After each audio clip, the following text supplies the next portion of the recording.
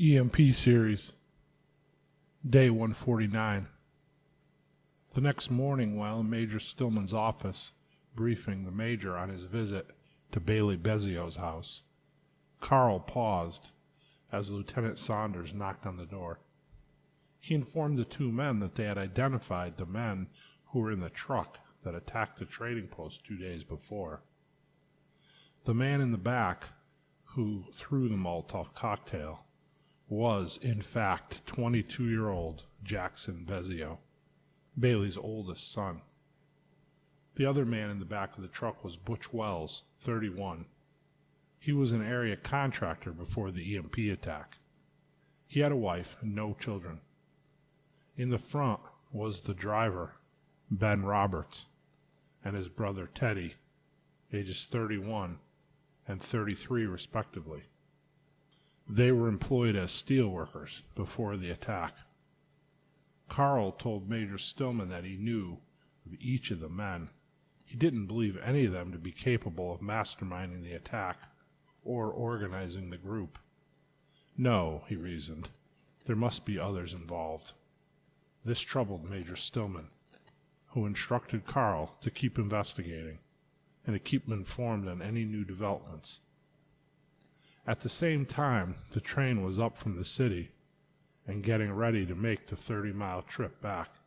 In the large bag of messenger correspondences was a letter from a man named Buddy Tanner. It was sent to the clerk's office at the headquarters of River Valley Railroad, Naugatuck, Connecticut. There, it would be intercepted by a young dock worker for the railroad, a member of the same motorcycle club that Roger belonged to. Buddy Tanner, the MC president, received the letter from him. It simply said, "Contact made. Send initial package." It was signed R. Buddy smiled and said, "That didn't take long." Back at the church, Callie announced she was leaving. The death of Aaron had devastated her. Her mom and dad, as well as 2 of her 3 brothers and their families, had moved into the mountains in southern Missouri. Before the EMP attack, her brothers and their wives and young children had started an off-grid homesteading community there. They had wells drilled and solar and small hydroelectric generation systems in place. They raised livestock and had extensive gardens. They were completely self-sufficient when the EMP went off. Carl Fairley had helped her negotiate the assistance of Major Stillman to help secure Callie and her 2 small children transportation to the Ozarks. Train service was starting to emerge all over the country, and the military was running security for almost all of it. The Major was confident he could secure a spot for Callie and the kids out to the Ozarks region. She knew once in the town she could establish connection with her family there. Major Stillman was finalizing preparations and assured her it would be set in a few weeks. With order somewhat restored in the area, we have suspended daily patrols from the church. We knew who was left around us, and we had made a few new allies. The farmer who had come to our aid on the road the day Jerry was killed was thriving. He shared fresh eggs and meats with us regularly, and we would send a patrol over every day or so, make sure they were safe, and to help them do jobs on his homestead that required more manpower.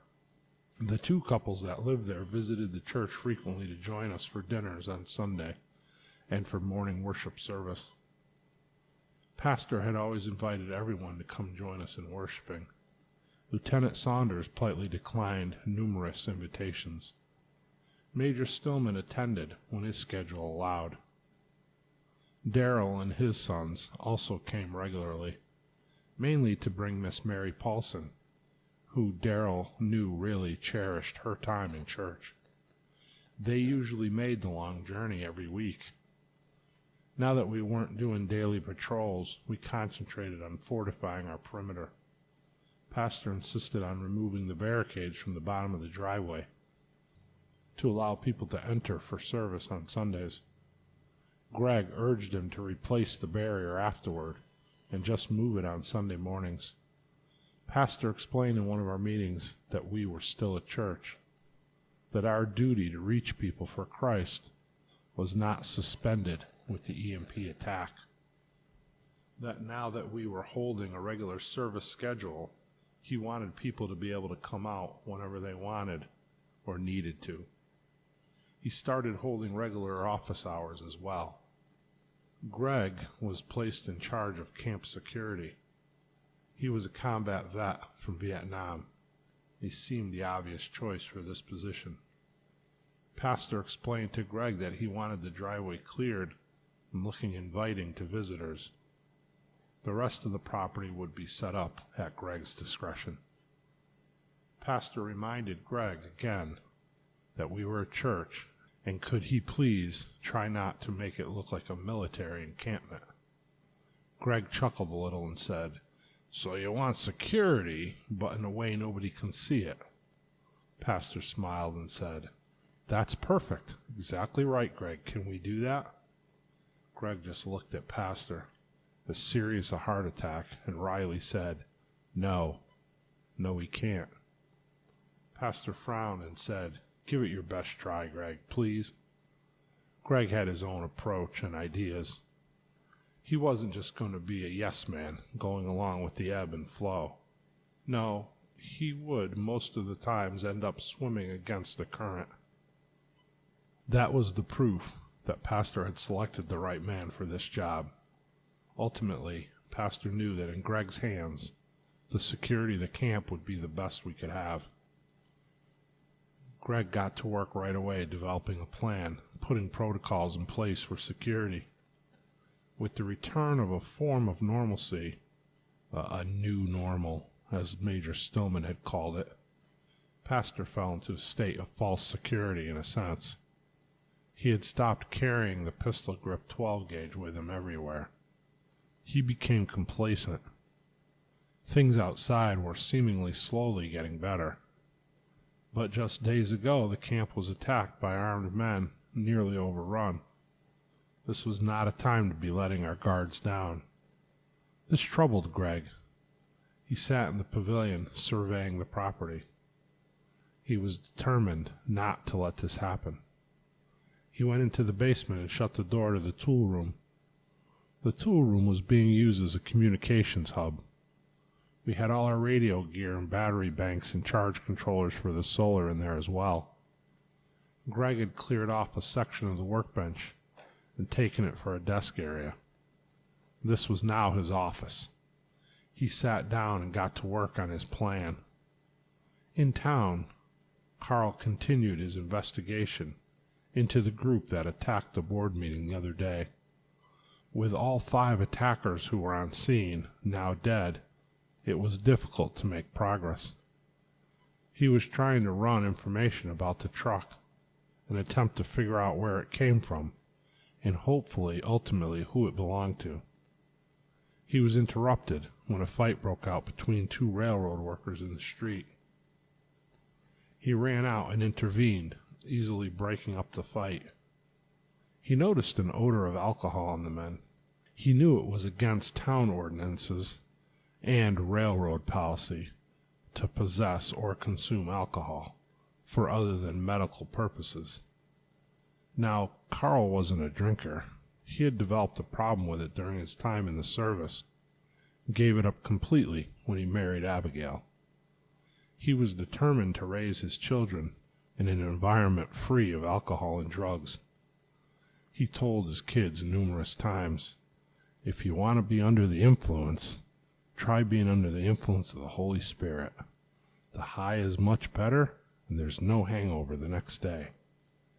Conversely, Carl was the least judgmental man you could ever meet. He believed in individual liberty and the right of all men to make their own choices regarding such things. If you want to drink, that was your choice. He didn't agree with it, and he didn't like it. But if you chose to do it and accepted the consequences for it, so be it. It was out of his hands, he felt. He knew there were men serving illegal alcohol somewhere in town. Right now he had more pressing matters to deal with. The two men had visited the illegal bar down behind the metal fabricator shop during their lunch break. They stayed too long and drank too much. They didn't return to work, instead ending up in the street fighting with one another. One of the men had wanted to return to work so as not to get in trouble. The other wanted to stay and continue to drink. When the tensions escalated, the bartender had them removed to the street, where they continued their disagreement until Carl intervened. Across the street, unloading tools and supplies from the train, Roger watched the incident. Just before dinner that evening at the church, Greg called a meeting and addressed the group. He went over the need for us to remain vigilant. He reinforced the notion that we were not out of danger, that even though it seemed order was slowly being restored, and it certainly was, we still needed to be on guard. In some ways, now more than ever before. More people would be coming to town on the railroad. More roaming bands of desperate marauders were still out there as well. He pointed out that the men who attacked us just 2 days ago were most likely not the last of their kind in the area. He painted a pretty grim picture. In a time when all were filled with hope, he came over and stuck a pin in our collective balloons. He was right, though. We could not allow ourselves to be lulled into a false sense of safety. He had spoken to Jillian about her dad's security. He, more than anyone, would need to leave camp for church and board business. She relinquished her Ruger PC-9 with the green laser sight to Greg. He gave it to Richie at the meeting. He said, "First thing tomorrow, Richie will go over the proper usage and safe operation of this weapon with you, Pastor. It's small enough to keep in your pocket, and the laser sight turns on automatically when you clear it from the holster." He looked Pastor directly in the eye and said authoritatively, "You must carry it at all times." Pastor agreed.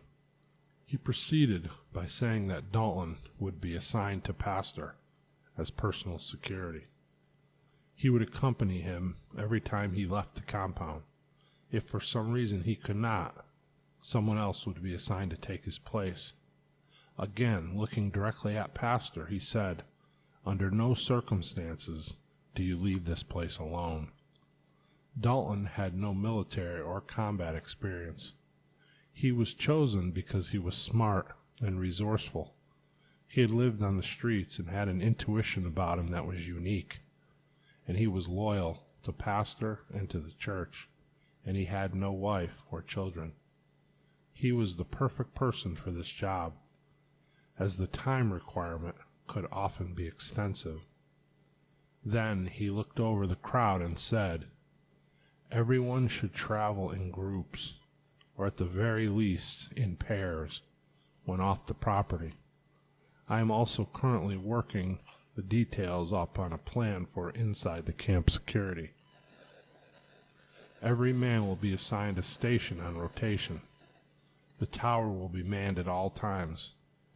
The women who oversee the nursery and children's playgroups will also be armed when doing so.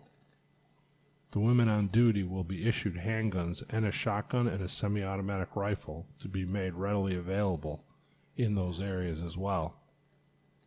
Richie had been tasked with making sure each of the women who serve in the various children ministries were trained and proficient in the use and operation of those weapons. If we issue a lockdown, you will hear 3 short, loud pounds on the bell in the tower. At this occurrence, all men off duty will man their backup posts, and all women will proceed with the children into the pavilion basement and barricade the door.